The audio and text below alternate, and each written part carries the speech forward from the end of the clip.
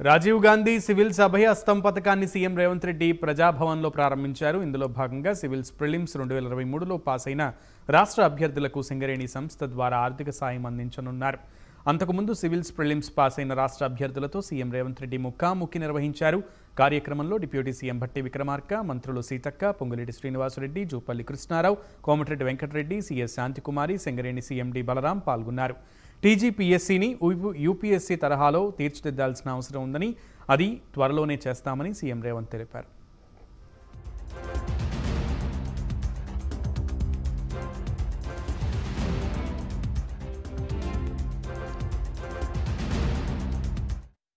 Service కమిషన్ని రద్దు చేసి ఉన్న వాళ్ళందరినీ తొలగించి యూపీఎస్సీ చైర్మన్ కలిసి, ఎందుకంటే ఇన్ని సంవత్సరాలలో ఎప్పుడు పరీక్షలు నిర్వహించినా యూపీఎస్సీ క్యాలెండర్ డేట్స్ ప్రకారము పారదర్శకంగా పరీక్షలు నిర్వహించింది. ఎప్పుడు యూపీఎస్సీ మీద ఆరోపణలు రాలేదు, నిర్వహణలో లోపాలు కనిపించలేదు. అందుకే తెలంగాణ రాష్ట్ర ప్రభుత్వం ముఖ్యమంత్రిగా నేనే స్వయంగా యూపీఎస్సీ చైర్మన్ వాళ్ళ ఆఫీస్కి వెళ్ళి కలిసి అక్కడ మన అధికారులందరినీ, చీఫ్ సెక్రటరీ గారితో సహా అందరినీ తీసుకెళ్ళి అక్కడ అధికారులతో సంప్రదించి తెలంగాణ పబ్లిక్ సర్వీస్ కమిషన్ను కూడా కంప్లీట్గా పునర్వ్యవస్థీకరించి యూపీఎస్సీ తరహాలో మార్పులు చేసి ఎంబడే నోటిఫికేషన్స్ ఇచ్చినాం.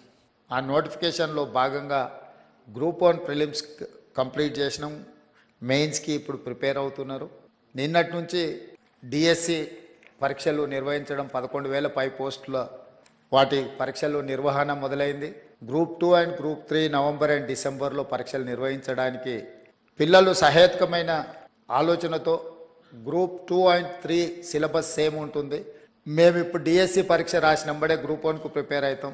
మళ్ళీ గ్రూప్ 2 ప్రిపేర్ అవ్వడానికి కష్టం అవుతుంది అని అంటే, వాళ్ళు చెప్పిన సమస్యలో కొంత విషయం ఉన్నది కాబట్టి మా భట్టి విక్రమార్క గారు ఎంబడే public service commission chairman Mahender Reddy గారితో మాట్లాడి ఈ విధంగా విద్యార్థులు లేవనెత్తుతున్నారు, ఇందులో కొంత విషయం ఉన్నది, మీరు ఆలోచన చేయండి అంటే తక్షణం పబ్లిక్ సర్వీస్ కమిషన్ కూడా గ్రూప్ 2 పరీక్షల్ని గ్రూప్ 3 పరీక్షలతో పాటు నవంబర్ అండ్ డిసెంబర్లో నిర్వహించడానికి ముందుకు వచ్చింది.